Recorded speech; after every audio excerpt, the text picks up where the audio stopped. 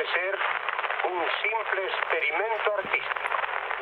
Pero aunque mereciese ser traducida a todas las lenguas del mundo, jamás dejaría de ser una obra de arte gallego, porque está hecha con zumo de tierra y miel de tradición gallega.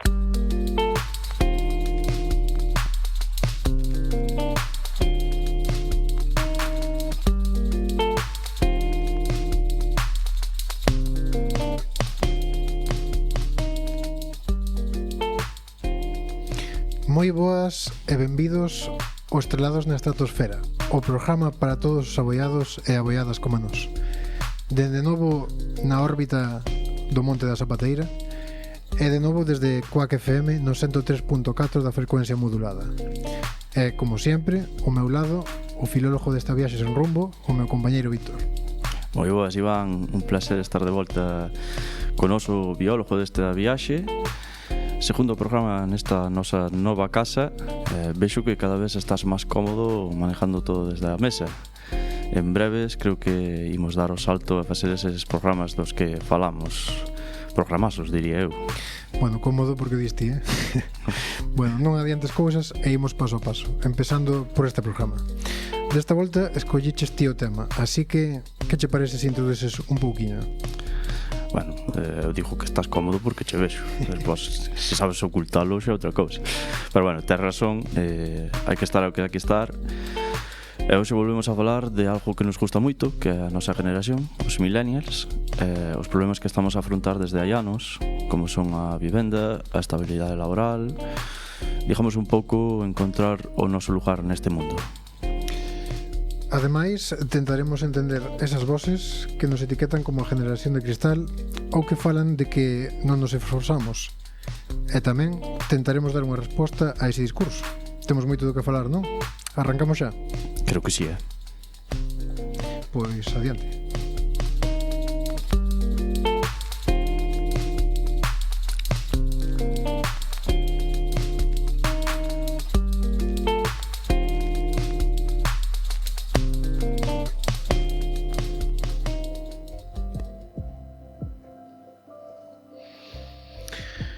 Pois, desta vez, mentras estábamos flotando pola estratosfera, apetecíanos falar sobre un tema que xa tocábamos antes, non? Como dixemos, que é a nosa generación, os millennials. Anteriormente falamos sobre o sentimento de nostalgia que sentimos e as súas posibles causas. Pero nesta ocasión queríamos profundizar sobre o sentimento que temos, o que nos pasa a moitos, de frustración, ese sentimento de angustia, de desgana, non? Moitas veces que nos pasa. Queríamos facernos bastantes preguntas, non? Para empezar, por que sentimos esas cousas, que é o que nos fai falta, por que sentimos estos vacíos, por que nos pasa todo isto día a día, non? Entonces creo que o mellor é poñernos un poquinho en contexto. Sí, bueno, eu intentei facer aquí un pouquiño, empezar polo objetivo, xa que a partir de aquí vamos a empezar a falar tía máis eu, vamos a ser pouco objetivos moitas veces, pero vamos a intentar empezar polo objetivo que son os datos. A ver, é un pouquiño difícil ser objetivo cando nós somos parte desta generación, non? Estamos subjetivamente a tope, total. Sí, estás vivindo ou vivistes nas túas propias carnes estas problemáticas. Efectivamente. Pero bueno, os datos son os datos. Quero dicir, vamos a utilizar aquí datos. Bueno, estos non os inventei eu, collinos do Instituto Nacional de Estadística, no que representa algúns, e outros de webs de compra-venta de vivendas. Non vou a dicir os nombres porque sí, mellor non. Non vamos a dar publicidade, que se jodan. Entonces vamos a empezar por isto. Según estas webs, o aluguer medio, o coste de aluguer medio en España son uns 1.083 euros mensuales por uns 80 metros cuadrados. Vos diredes se eso está bien, está mal, como que irades. Non ten moi boa pinta, non? Cando se trata de compra, serían uns 2.271 euros por metro cuadrado, en torno a uns 182.680 por vivienda. Isto obviamente pues dependería da zona, pero bueno, isto sería a media en España. Esos serían os pisos. Cando falamos de casas, aumenta un 20% ese precio. Ben, como podemos afrontar nos estas compras? Bueno, pues os ingresos medios en España estipúlense en 27.000 euros anuales. Que pasa que isto ten algo de trampa. Aquí contanse as rentas máis altas, que bueno, para ser un pouquiño máis objetivos ou un pouquiño máis axustados, se as quitamos, pues estaríamos entre uns 21.500 euros e uns 24.000. Isto, bueno, sona relativamente decente. Pasa que hai que recordar que o sueldo mínimo interprofesional son 1.184 euros mensuales, o que equivale a uns 16.576 anuales. Claro, a ver, o sueldo medio ou mediano non é o mediano, é o medio, ese é o problema. Claro. Non é o que, o sea, non é o que máis abunda. Se collemos todos os sueldos, sumamos todo e facemos a media entre as persoas, dándose eso. Exactamente. E tamén recordar que despois ainda falamos ás veces de cachondeo, que é ser rico en España, non? Que isto de os tramos, ahora que hai 3 tramos. Sí, o umbral que puxeron da riqueza, non? Que basicamente, bueno, pues pode che dar a risa. Pero bueno, isto sería con ese sueldo, pues comprar esas casas. Obviamente non sona del todo mal. Si diste, bueno, 21.000 euros, bueno, costa má casa canto dixamos, 182.000 euros. Colles empezas a facer anos e diste, bueno, 8 anos, claro, pero hai que comer, hai que facer as cousas. Entonces, si quitamos o que ven sendo a vivenda, quedámonos solo cos gastos mensuales. Según o Instituto Nacional de Estadística, para 4 integrantes, o modelo tradicional de casa, digamos, dous adultos e dúas crianzas, serían, empezad a sumar aquí, cuidado cas cifras, a comida serían 650 euros, a electricidade, o gas e a agua entre 150 e 200 euros, transporte entre 150 e 200 euros, internet entre 50 e 70 euros, educación e actividades, é dicir, refírense aquí sobre todo as actividades extraescolares, ademais, material, etc. Entre 100 a 150 euros. Ocio e cultura, entre 100 a 150 euros. E roupa e calzado, 50 a 100 euros. Isto danos un total de entre 1.200 e 1.500 euros mensuales, repito, sin alquiler ni hipoteca. Anualmente serían uns 16.400 euros. Prácticamente a mitad do sueldo, ou máis da mitad do sueldo, non? Bueno, se o comparas co sueldo mínimo interprofesional, que son 16.576 euros, pues basicamente chegarías a gatas. Sí. Non habría tal. Bueno, isto obviamente estáse falando dun 27% de posibilidades ou a tasa de exclusión ou risco de pobreza para a xente nova. Altísima, por certo. É que é un de cada 4. Sí, pero quero dicir isto, cuidado. E bueno, o IPC, por señalalo así de pasada, creceu un 20% desde o ano 2020, desde o ano da pandemia, que xa falaremos das crisis tamén. Sí. Isto todo lévanos a que están empezando a falar os analistas de que a única maneira de que a nosa generación teña unha casa sea heredando. Falan, bueno, pues que sea a través de que morran os nosos pais. Sí. Que é como unha noticia triste por un lado, pero polo outro que falan de tristeza e alegría ao mesmo tempo, porque claro, polo menos queda xa a casa.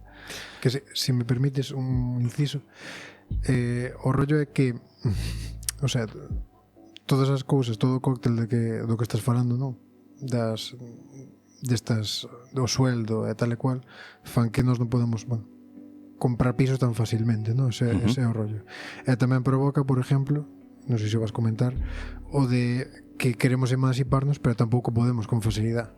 Sí, porque a edad media en Europa creo que estaba en 25 ou 26 anos. Claro, en Europa a edad media está sobre 25 anos, 25, 26. Pero en España está sobre 30 anos os que o consiguen, non? Digamos. Entonces, de feito, en España cada vez está subindo máis. Sí. O sea, está subindo máis a máis dos 30 anos. Sí, porque en Europa estabilízase. Exacto. Pero en España non. En España está subindo.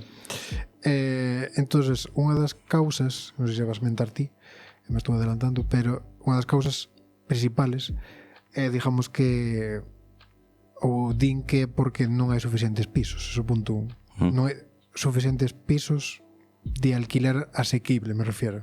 Claro. Ese é o rollo. Entonces, como a demanda tan alta, pois os precios dos pisos suben moitísimo. Ese é o problema principal. Claro. No, é que o que che iba a decir é que a preocupación número 1 da sociedade española é precisamente a vivienda. Exacto. Por eso mentabas ti o rollo de que a única opción que ten esta generación, por así decirlo, é a ver se morren teus pais e heredas a casa. Claro.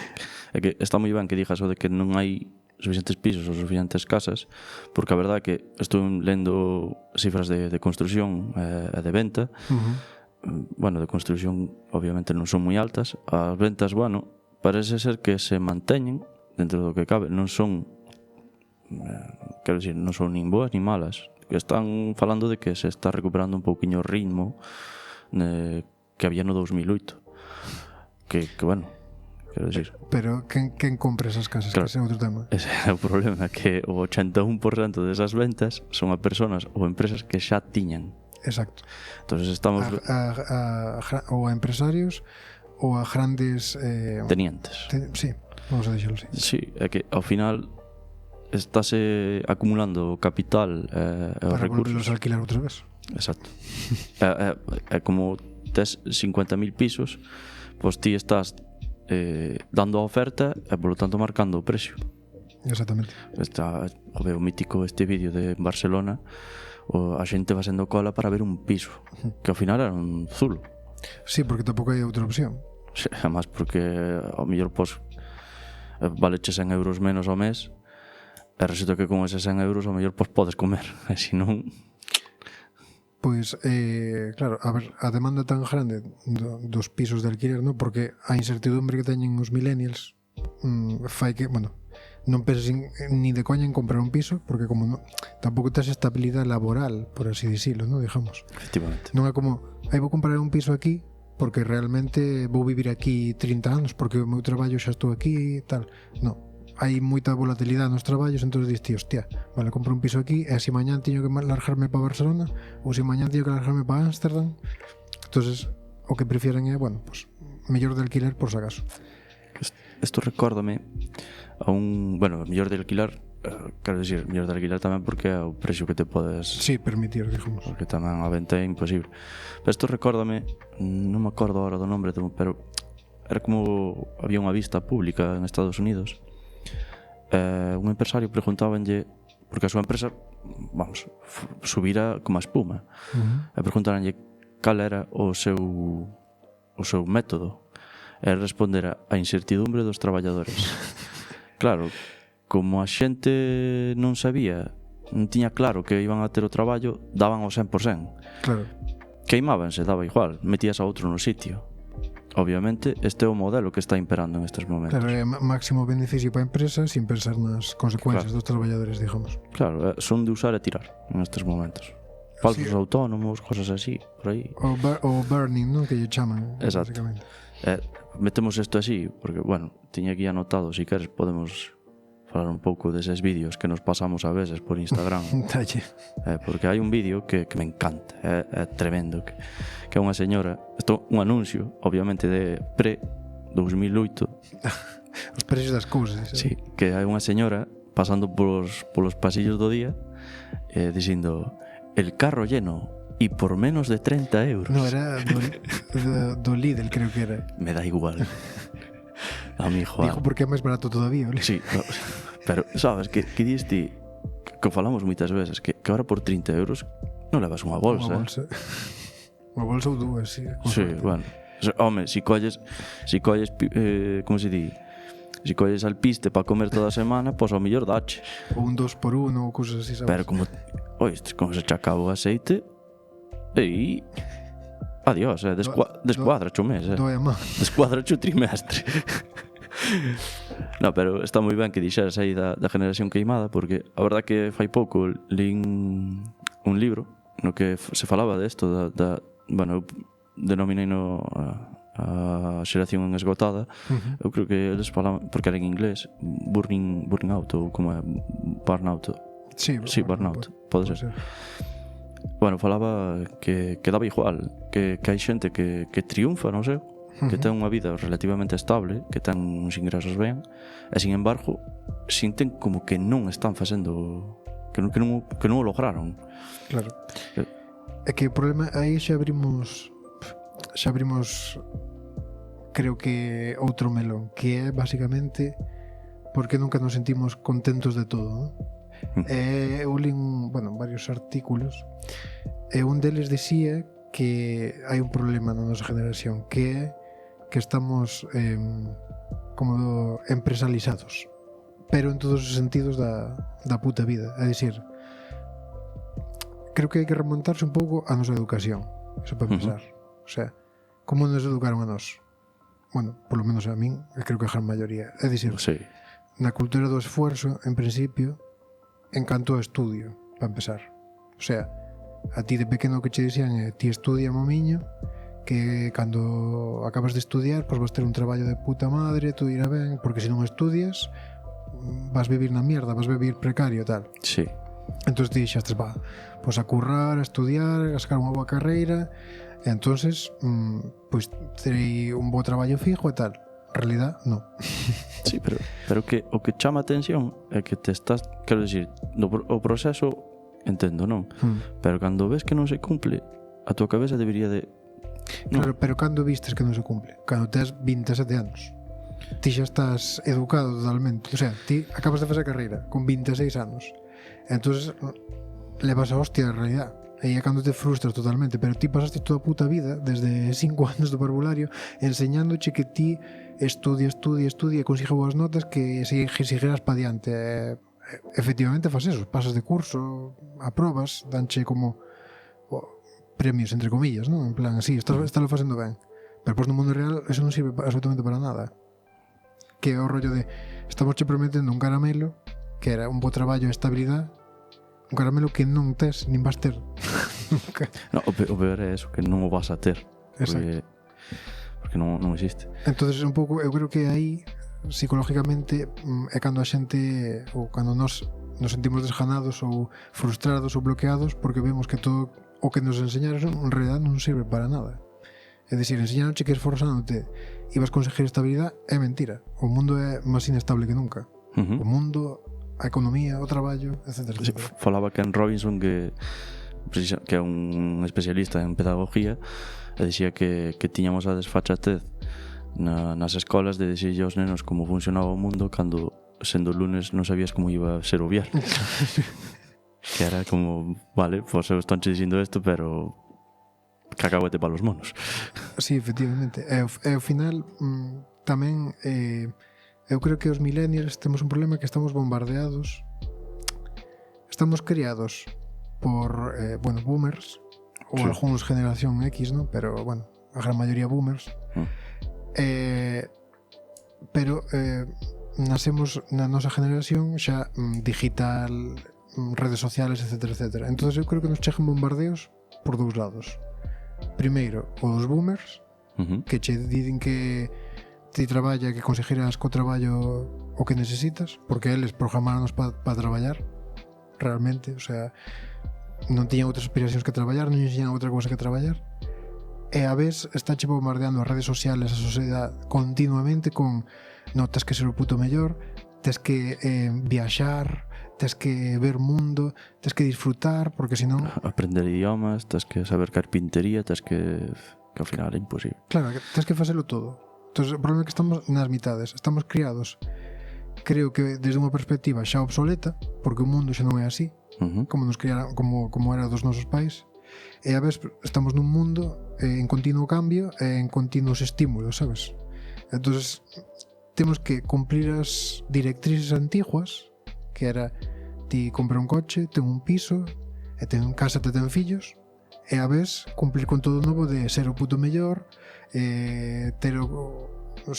viaxar moitísimo, ver mundo, facer 50.000 cousas, e a vez co de antes. É completamente, prácticamente incompatible, digamos. Digamos que somos unha generación de transición, somos incapaces de, quero dicir, non nos podemos sentir, non nos podemos ver reflejados nos personas que tuamos previamente, porque o mundo xa non é como era daquela, pero tampouco podemos de algún modo saber hacia que lado estamos indo exactamente, e temos que crear o noso propio destino de estamos jodidos, entonces. Claro. estamos jodidos, pero creo que tamén estamos jodidos porque é o que che dixo eu, o noso sentimento de frustración eu creo que en parte é porque, bueno, me pásame isto, bueno, xa dixemos que isto iba a ser moi subjetivo. Sí, bueno, este programa vai ser moi subjetivo porque son experiencias propias, ao final. Creo que nadie ven aquí buscando objetividade tampouco. E se lo hacéis, mal. Porque nos machacamos moitísimo. É dicir, nós temos que ser os mellores en todo, ou en casi todo, o sea, un nivel de exigencia moi alto. Xa non é só ser o mellor, é unha cuestión de que parece como que temos falado a veces, de que se non faz, como que se non vas co acelerador apretado ao tope todos os días, a todas as horas, xa estás perdendo tempo, xa non estás facendo ben. Sí, eso é outra parte, porque aparte de nunca estar contentos, digamos, o sea, todo o que fajas, isto de ler en algún sitio é moi curioso, pero non me acordo como poñía, pero poñía algo así como tu comportamiento tóxico es que cuando consigues lo que querías, en vez de sentir felicidad, solo sientes unha leve sensación de satisfacción. Sí. En plan, bueno, xa o fixen. Sí, bueno, que falando de experiencias propias, joder, eu cando lograra publicar o meu primer libro, o único que pensaba non é unha novela, é un libro de poesía. Claro, isto é solo ves a parte mala, virutilla, digamos. Non ves a parte boa, claro. Sabes? Quero dicir, pues bueno, publiquei un libro, joder, conseguindo. Entonces, ti en vez de tomalo por aí, tómalo como vale. Publiquei, no, check, pero non é o que eu quería, exactamente, sabes? E cando publica a novela dirén, bueno, pero non está tan bien, claro. Así que hai que facer unha máis grande ou mellor ou o que sea. Sempre é algo como que é insuficiente, sempre é insuficiente, porque eu acórdome cando estudiaba, dicía, a ver se consigo o meu traballo tal, porque dunha puta vez, porque senón esta vida é unha puta mierda, sabes? Pois consigues o teu traballo e tampouco estás feliz del todo, sabes? Cambies de traballo e tampouco sigues feliz, sabes? Sempre hai un motivo como a pirámide de Maslow, pero reventada de todo, é dicir, as túas prioridades están totalmente a tomar por culo, o sea, consigo o que penso que debería satisfacerme, pero en vez de satisfacerme, simplemente sírveme para subir outro peldaño máis e preocuparme pola seguinte cousa que teño que preocuparme. Ese é un sentimento de mierda, realmente. Non hai descanso, porque é que non hai descanso nunca. Eso a nivel grande, pero a nivel pequeno tamén poderíamos decir que acabas a túa jornada laboral e xa estás pensando na siguiente, que é o día siguiente. Entón, si, no fin de semana non estás pensando tampouco en pasalo ben, a veces non és capaz de desconectar, estás pensando en, pois esta semana teño que facer tal. Sí, en plan, poste presións que ti non deberías de ter, porque hai cousas que son realmente imposibles de abordar por ti mismo, sabes, no traballo, nos estudios, no que queiramos. E ti solo te machacas cada vez máis en plan, joder, non podo despreocuparme, teño que ter esa preocupación na cabeza porque non está resuelta del todo. É que te iba a decir, vamos a ter... Isto é moi de ansiedade tamén, pero... Sí, no, pero está moi relacionado. Quero decir, os problemas de depresión e ansiedade están polas nubes tamén. Sí, efectivamente. É solo por meter aquí un dato objetivo para que, bueno, non tampouco vamos a ser totalmente subjetivos, pero bueno, os datos que ti diste serán totalmente objetivos, sí, bueno, os precios vamos a seguir dando datos objetivos. O do Lidl era verdad tamén, é que é o que máis me dói, por certo. No, pero teño aquí un dato que creo que tamén é do INE, que fala dun 44% dos traballadores séntense estresados. Un 44%. A mitad casi. Isto é increíble. No, é máis, xa non me acordo como era a estadística, pero fai moi pouco, non sei se fora en Galicia ou a nivel de España, entre os jóvenes de 18 e 30 anos, o suicidio era a primeira causa de morte. Por riba. Non me acordo da franja exacta, vale? Es igual estou dicindo unha burrada, pero máis ou menos por aí. Pero o suicidio convertirase por primeira vez na primeira causa de morte por diante dos cánceres e dos ataques ao corazón e todo isto, sabes? Que isto é gravísimo, vamos. Increíble. Gravísimo, me parece, vamos. Dixestes aí unha cousa de que, bueno, ahora sí que o pensei mientras tal, pero non se quería cortar. Quería meter aquí o tema da neolengua porque me encanta, ainda que sei, iba a meterlo a calzador.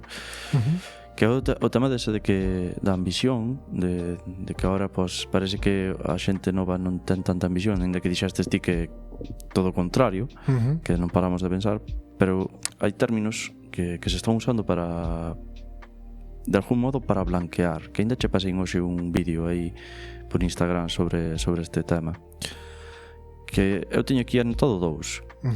Un é o Quiet Ambition, que viría sendo eso de que, joder, que están falando de que a xente pois que non quere traballar hasta altas horas da madrugada para poder ascender. Contrasta eso co que nos acabas de decir, que a ansiedade o día seguinte teño que ser isto, teño que ser o outro, e non acabar rompendo esa dinámica.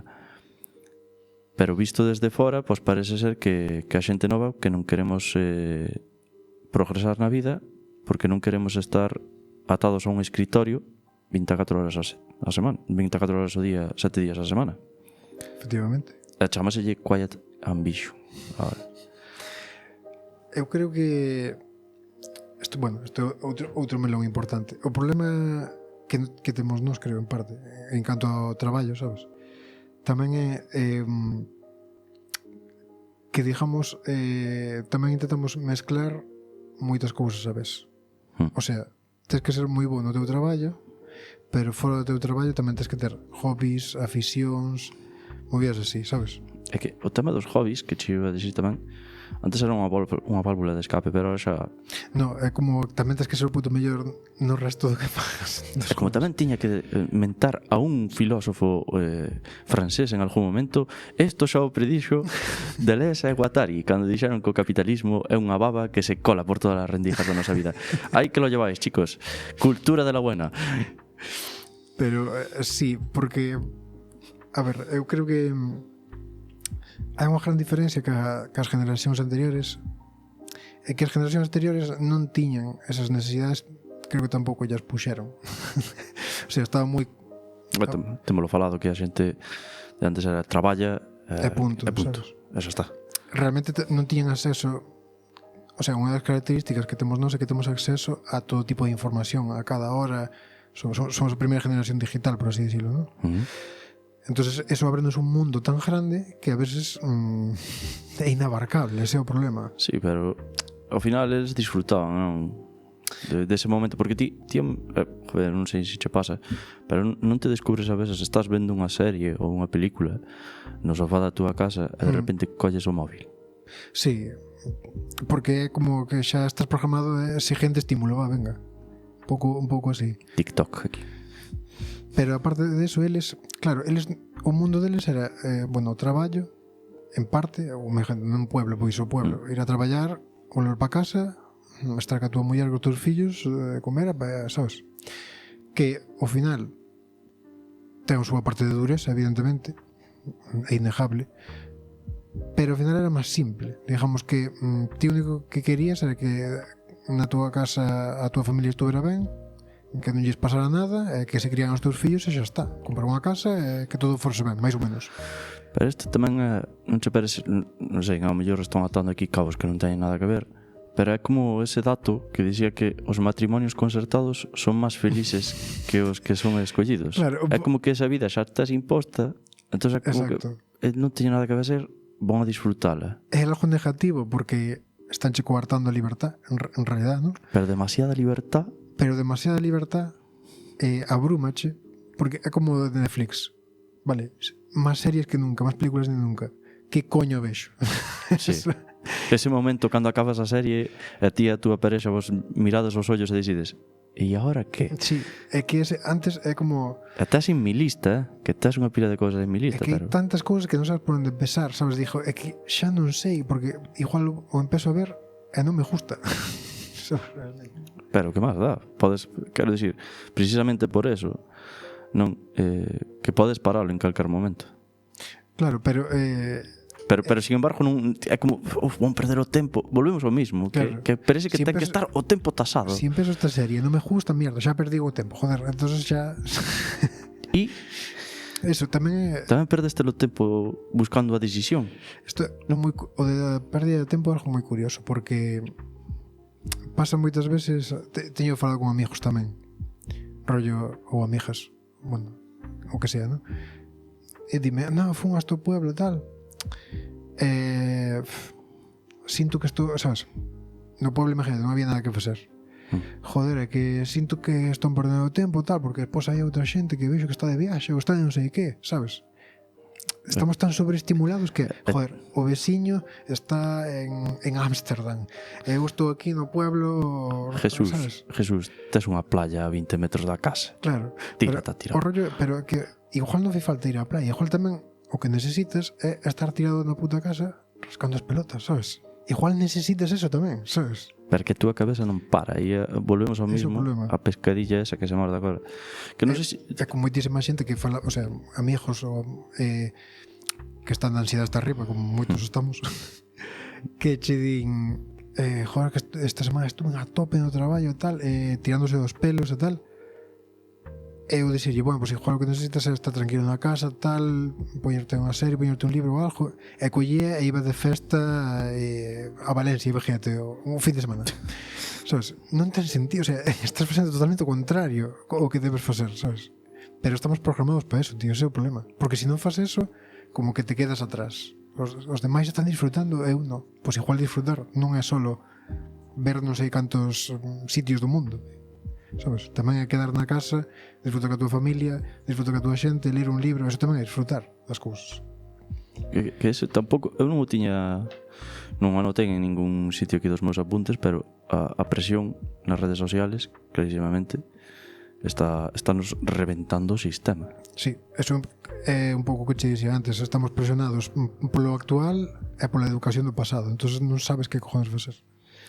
Tamén hai un elemento que creo que axuda a chegar a esta situación en nós, que é o tema das crisis, porque crisis, como diría Rajoy, porque as vivimos todas. Bueno, ten aquí un par delas, se che parece, mira. No, eu creo que hai moitísimas hai un par. No. Ou hai moitísimas máis. A 2008 co quiebre da banca, que bueno, eso, cuidadito. A recesión do 2015, a pandemia do 2020. En estes momentos estamos, o outro día, empecé a ler as noticias nas redes sociales, lamentablemente, pero lendo as noticias, apareceron estas de la Unión Europea recomienda tener un kit de supervivencia en casa. Xa, pola guerra mundial, ¿no? 5 litros de agua. Claro, é que estános agora xa, quero dicir, hai pouco houve unha pandemia mundial, e xa estamos en outra unha guerra. E vou añadir unha cousa que simplemente xa é máis cachondeo que outra cousa, por traer algo de humor a este programa tamén, que recordemos que no paso de milenio, no 2000, había o efecto 2000, que foi unha crisis simulada, pero xa nos empezaron a programar que eu tiña 8 anos, ti non. Posibles crisis, non? Si, xa nos estaban dicindo, bueno, a vosa vida vai a ser así, un constante ter medo ao que vaya, o siguiente que vaya a pasar, porque vaya a reventar por completo a túa vida, vaya a descalabrar todos os plans que tú eras e a tomar por saco. Sí, e despois, bueno, a crise gordísima do 2008-2009, non? Que aquí xa veo da economía en general, pero aquí xa veo Sí, a do ladrillo posteriormente. da manca inmobiliaria, non? Despois unha crisis brutal do euro en sí, a nivel económico. Hostias, vistes que me acaba de vir o flashazo este que apareció estas últimas semanas. Bueno, están dicindo últimas semanas porque estamos grabando, claro, vos ides escutar tarde. Esto es directo, señores. No, pero que abriron un bar que estaba cerrado aí. Sí. Como que desenterraron a lista de precios do paso do euro. Sí.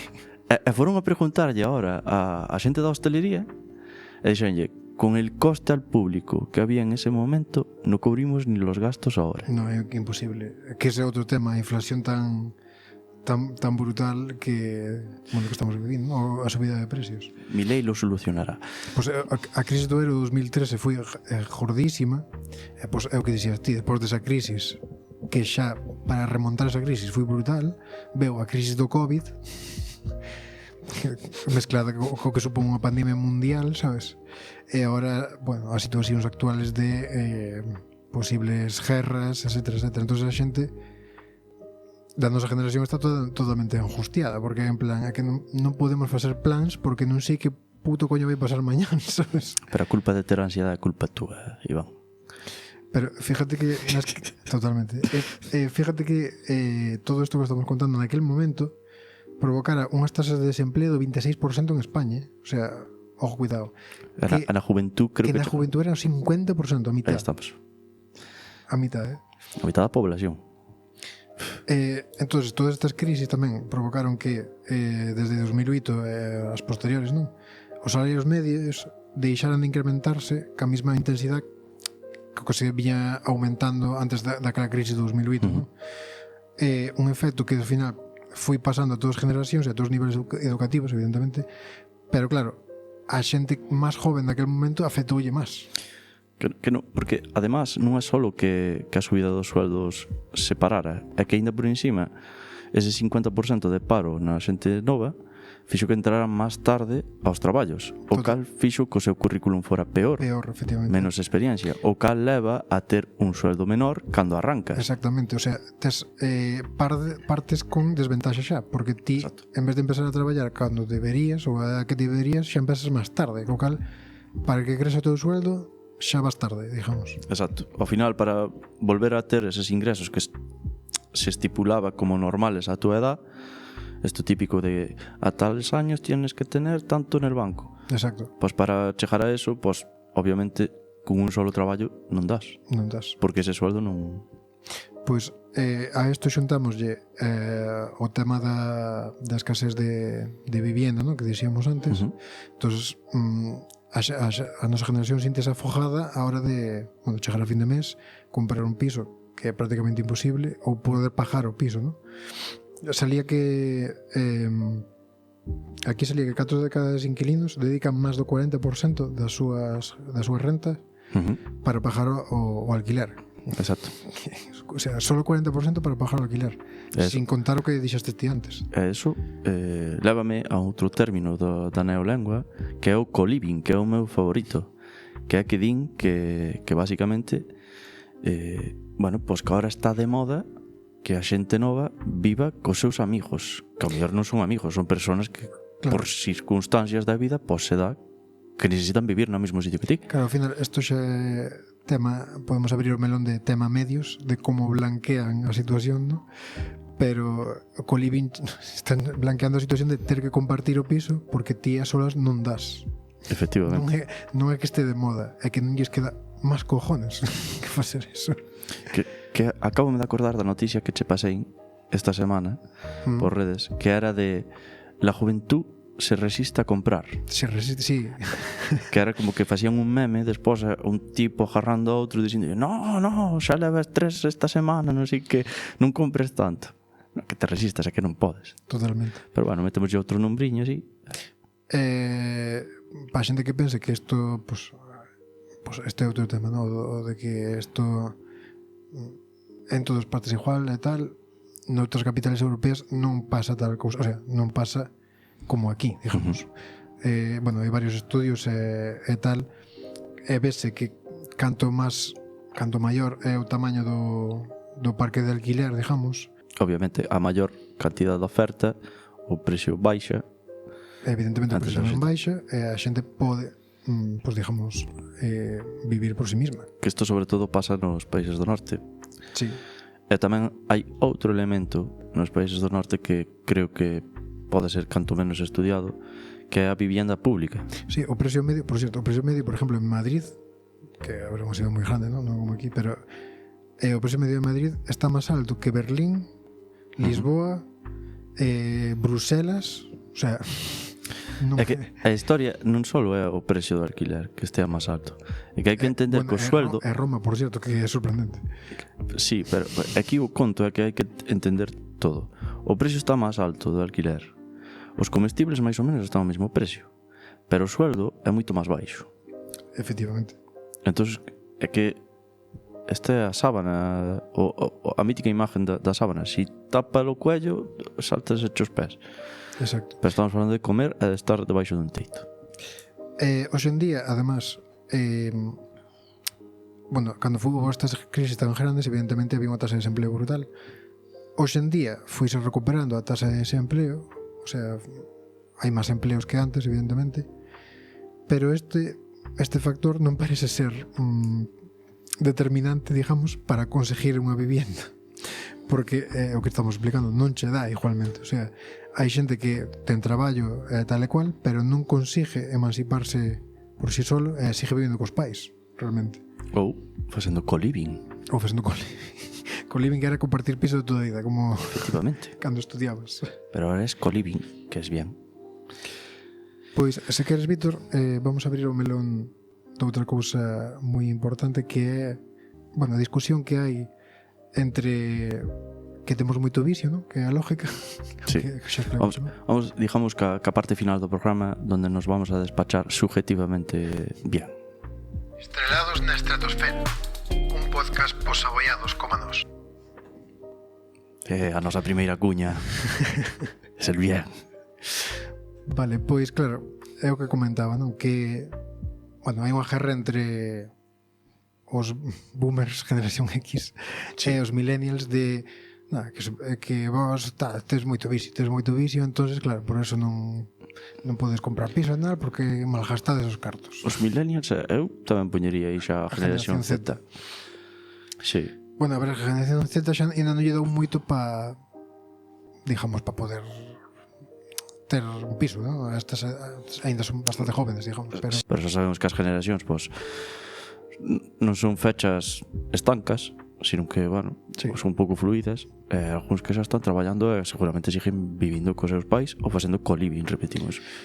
Claro, o rollo é que básicamente, por todo o que explicamos hasta ahora, ben se ve que hai motivos de sobra para que os millennials non fajan a vida que tiñan os nosos pais, non? É dicir, varias crisis, incertidumbre no mundo, poder adquisitivo moitísimo menor que antes, entonces non che dá para facer a típica vida ca que soñan os nosos pais, que é cásate, ten fillos, ten unha casa, un coche e todos contentos, non? Claro que eu tamén entendo ese concepto de generación de cristal ou que non nos esforzamos. Tamén porque, claro, eles esforzáronse a conseguirlo, non? Exactamente. Pero o que pasa é que temos que trasladar, volvemos ao tema das cifras, como falamos antes, entrar máis tarde dentro do mundo laboral por culpa das crisis ou non conseguir un traballo estable que che permita crecer económicamente, o que fai é que te teñes que esforzar moitísimo máis para conseguir o mismo que se conseguía antes. Quero dicir, eles ao mellor tiñan que ir a 50 por hora, por facer unha analogía aquí, os millennials teñan que ir a 80 ou a 90. Sí, e ademais que é o que che dixo, esta generación criou a xente de forma, o sea, non negativamente, no sentido de eles intentaron dar o que eles non tuveran. Bueno, eso tamén. Sabes? E eles dixeronlle, cando eran pequenos, os nosos pais dixíanlle, claro, os que estudiaban eran uns privilegiados. Estudiar antes era como alcanzabas un nivel totalmente inesperado para aquela época, sabes? O sea, estudiaban os señoritos a pouco máis. Exactamente. Entonces, eles o que esperaron é, joder, ponlle dar un futuro aos meus fillos, cousa que eu non tuve. Entonces, pensando eso, dixeron, vale, hai que estudiar. Pero despois, no mundo actual, había tanta xente que xa estudiara que non se necesitaba tanta formación, sabes? O cal tamén fai ver desde a súa perspectiva, pensar ese modo negativo de pensar da nosa generación, que son os fracasados. Claro, para eles tamén é un fracaso total. Claro. É un hundimiento do Titanic, é dicir, peleen... tamén os como che digo, os progenitores, non, desta época tamén presionan moitos fillos, o sea, danlle todo, pero tamén presionan moitos fillos con o tipo de traballo que teñen, o estatus que teñen e todo eso, porque se non consiguen o que les esperaban, pensa que son como un fracaso como país, e non é a realidade. Igual a realidade é que o mundo cambiou, o mundo no que ti vivistes cambiou, e non é tan fácil, sabes? O sea, estou metendo un exemplo tonto, bueno, non é tonto, quero dicir, non, quero que o meu fillo estudie medicina ou quero que o meu fillo estudie ingeniería e acaba, pues, sei, de camarero, ponte. Sí. Non ten nada de malo ser camarero ou reponedor dun Mercadona, o sea, calquer cousa. Non ten nada de malo, pero parece un fracaso total, sabes o que te quero dicir? Sí, porque o mellor non necesitaba de tanto esfuerzo pola súa parte. Claro. E tamén pola nosa, non? Quero dicir, están traballando de sol a sol para que estudies e despois os estudios quedan aparcados, como que di. Sí, algo así, sí. o problema é que igual na súa mente que pensando que dando estudios iban ter os seus fillos un status moitísimo maior, Sí. non o teñen, sabes? O estatus tamén é importante aquí. A Sí. visión social. Exacto. Como ve a sociedade o teu traballo? O sea, caemos no de antes. Estamos empresarializando, por así decirlo, as personas, sabes? Ti eres o teu traballo. Non é a verdade, sabes? Entonces nós temos un binomio aí. Estamos programados para ser os putos jefes, o sea, crecer laboralmente, dar caña, ser o puto mellor, porque se non és o puto mellor no teu traballo non eres nadie. E a vez temos inquietudes, outros tipos de inquietudes, porque temos moitísima máis formación que os nosos pais, moitísima máis acceso á información que eles non tiñan. Entón temos un montón de cousas e como personas queremos aspirar a máis que só o noso traballo, cando eles só tiñan o seu traballo. Sabes o que quero dicir? Sí. A ver, é que digamos que volvemos ao mismo de antes. Nós non podemos entender de forma total a súa visión do mundo, eles tampouco poden entender a nosa. Claro. Isto é así. Outro elemento que estabas falando antes de status, cando falas de camarero ou demás, eu creo que tamén hai un elemento que non é só o status, que é tamén ver as condicións laborales que a veces que se presentan en certos traballos. Sí, sí. As condicións de poder, digamos, do traballador para defenderse, mellorar, como dixeste, poder crecer e demais. Claro, cando falamos destes traballos como camarero ou, bueno, de índoles similares, que moitas veces vemos nas noticias, es que non hai xente para traballar nesto, o xente nova non quere vir a isto. Claro, estamos falando moitas veces de condicións que son moi lamentables.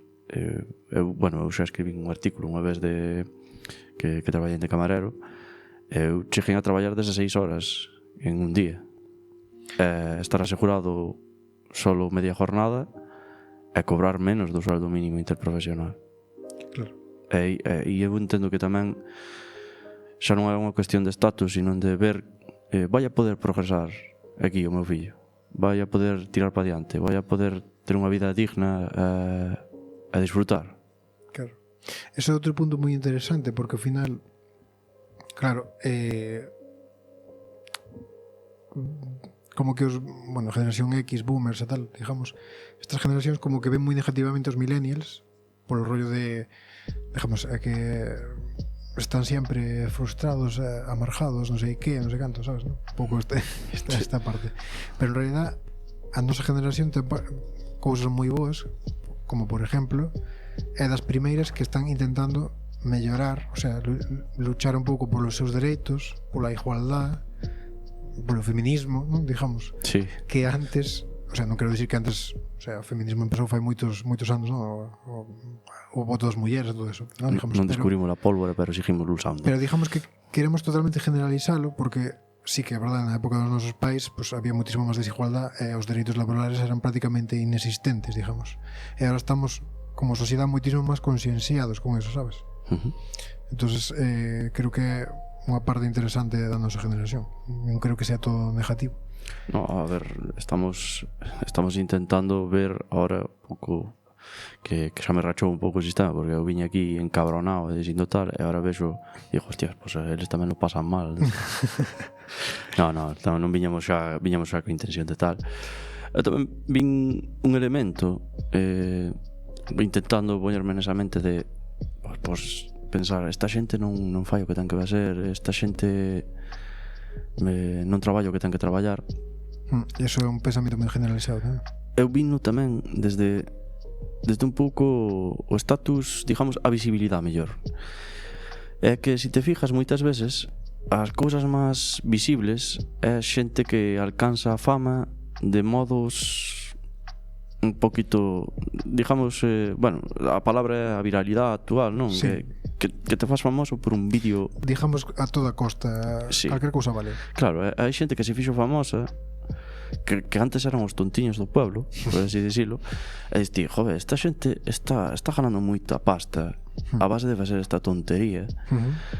E os nosos pais dirán, estes son os como se chama, os abanderados desta generación. Claro. A xente que vai ao frente, a xente que realmente son os que exigen os nosos fillos, son estes imbéciles, por decirlo de Claro, alguma maneira. o que estás dicindo é que hai moita repercusión mediática con xente que igual non representa a esta generación Exacto. realmente. Hai xente que está, joder, que basicamente aparecen en portada constantemente e ti intentas explicarlle ao teu pai ou a tua nai a que se dedica esa persona e facelo sin morrer un pouquiño de vergonza, pois é difícil a veces, porque hai moita, bueno, cuidado que eles tiñan a Rapel, por ejemplo, e outros muchos, pero bueno, frikis, digamos. sí, pero bueno, quero dicir, agora sí que se pisou un pouquiño o acelerador en ese sentido.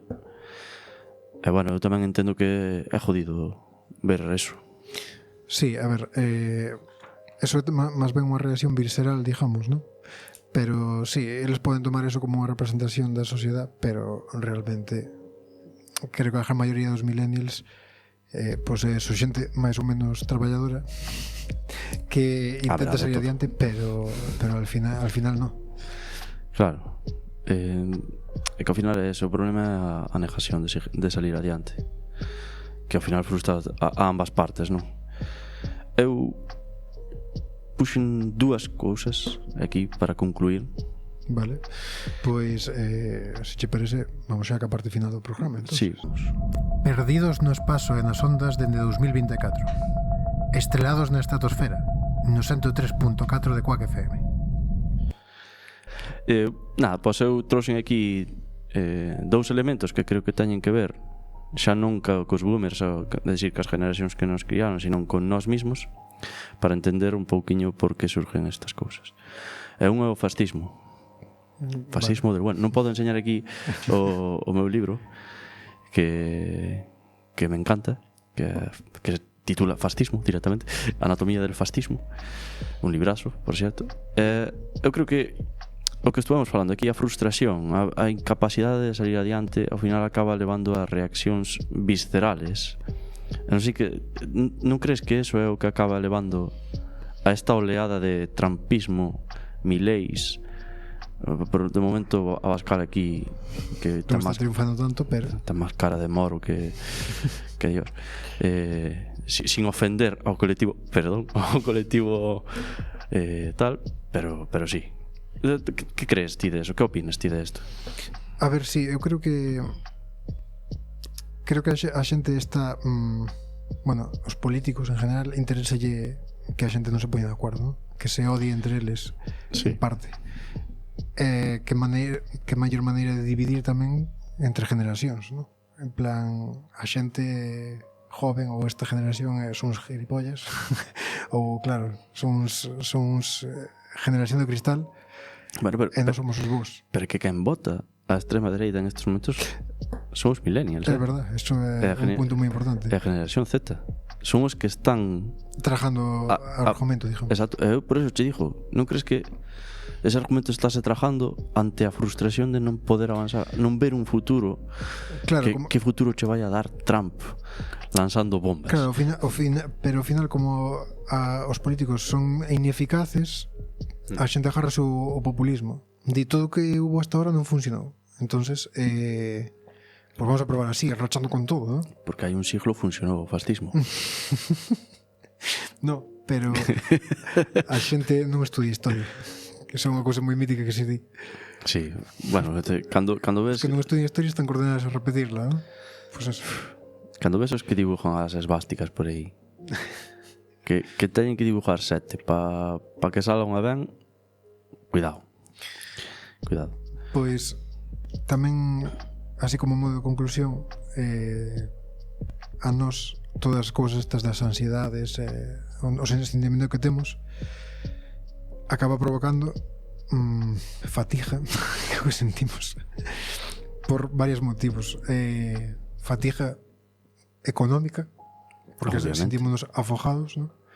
Además que non creces, é imposible crecer. Estás nadando para manterte no mismo sitio, nadando entre tiburóns, indo por riba. Sí, porque en calquer momento. Fatiga democrática, porque non creemos no sistema, nin o sistema nos axuda, é o que comentaste este hora, é totalmente ineficiente, entón a xente agárrase a un clavo ardendo. La democracia no funciona. Que é o fascismo, ¿no? Fatiga... Bueno, Borges dixera, cuidado que a frase de Borges tamén está moi guai, que é a de la democracia es un abuso de la estadística. Sí, total. Fatiga educacional, porque desconfiamos totalmente do sistema educativo, porque a nós non nos funcionou. As pruebas me remito. É porque os pedagogos están dicindo que no está bien tamén. Remítome a Ken Robinson. É outro punto importante que non tocamos demasiado, pero a fatiga climática. É dicir, estamos mandando o mundo a puta mierda. No, perdona, non estamos mandando o mundo a puta mierda. Estamos vendo que hai unha serie de elementos sociales que están mandando o mundo a puta merda e están nos dando como respuesta marchar a Marte. Pois, Musk.